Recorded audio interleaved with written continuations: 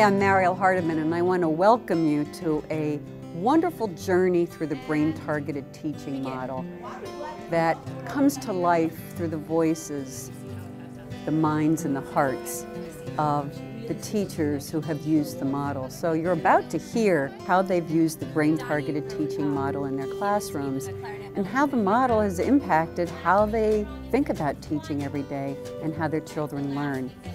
I want to give you, though, first a very brief overview of the brain-targeted teaching model. So when the teachers are talking about the model, it gives you a sense of continuity. And so the model is built on thinking skills frameworks, dimensions of learning, multiple intelligences, Bloom's taxonomy. And it's a way to take those ideas about how children learn, those thinking skills frameworks, and actually develop it into a teaching model that would give teachers a cohesive, step-by-step way to bring neuroscience and cognitive science research and principles to the classroom, as well as research-based effective teaching. The very first is the emotional connection to learning. And we've found out through much research in the social emotional learning arena, through social psychology, through cognitive science, and through neurology, how emotions completely shape how and what we think. And when children are emotionally engaged, when they feel connected into the school, the classroom, and also into the content being taught, learning becomes much more powerful. And I think you'll see that when you hear the teachers. All of my students, no matter where they came from or what challenges they were facing, every single one of them still wanted the same type of environment that was comfortable, a place where they could take risks, a place where they felt that they were treated fairly and that they were loved. The second is the physical learning environment, and knowing that novelty is really important to learning. Our brains are attracted to novel situations. Why I decorate the room? If we're going to spend this much time here together, I was curious as to what a nice room would do to the behavior and the climate in the room. And I haven't filled out a referral for 3 years. So I think comfort is important. I think it works for learning. As soon as you walk into the school, there's a feeling. There's a feeling in the school. You know, there's work up, there's artwork up. You know what's happening in the classrooms. It's warm, it's inviting, but it's structured. So I think all of those things now I know feed into what the idea of what the model is. So how do we take advantage of what we know about novelty, what we know about how children learn in environments that are well lit, through natural lighting, through order and beauty in the environment? If you make the space engaging to young people, that will engage them emotionally, will make that connection emotionally, that just seems to make complete sense to me, not just as an educator, but as a person.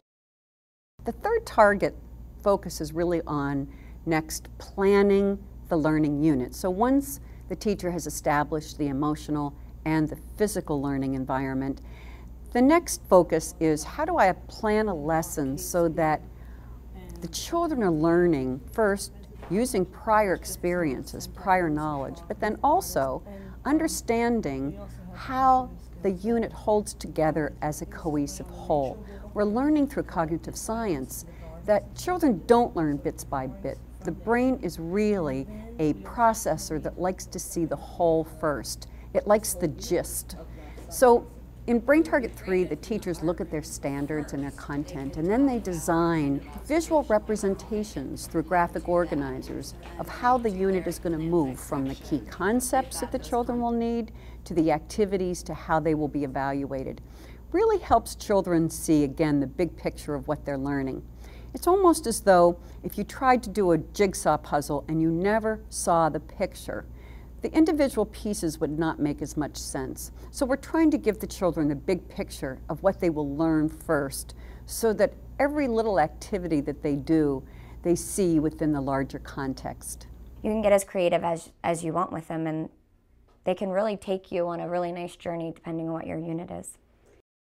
The next brain target is Brain Target 4, and that's teaching for mastery. And really we know that children learn best through repetition.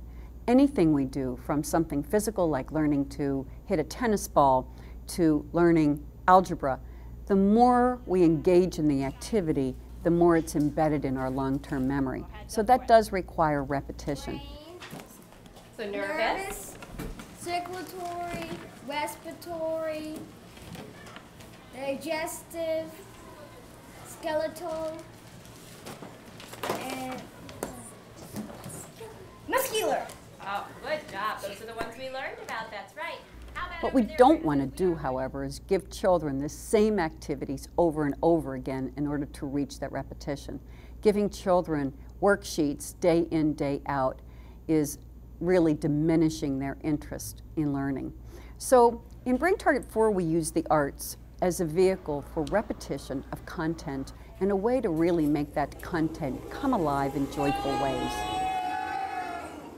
Brain Target 5 then focuses on application of knowledge, and I think what you'll hear from the teachers is that once children have learned the content, once they've mastered it, we're not done teaching.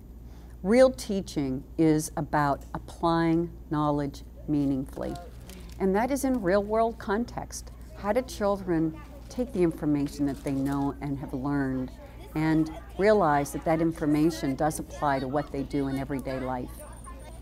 It becomes innovative teaching, it helps the children become creative thinkers, and it really moves from the convergent kind of thinking where there's one single answer into having children generate multiple answers, divergent thinking, having them be problem solvers, which is really what 21st century skills are all about.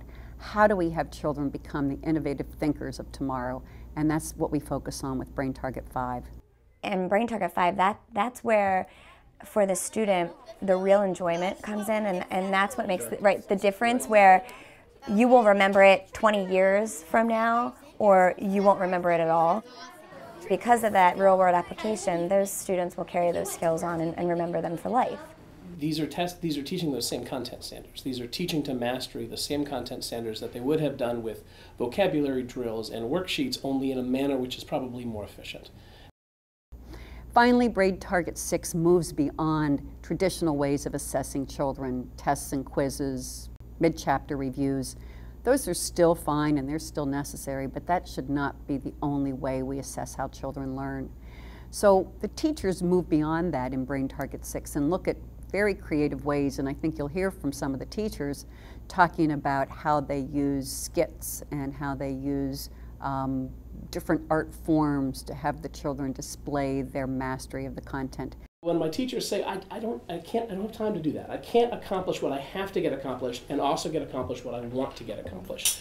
They don't see that they're really the same thing.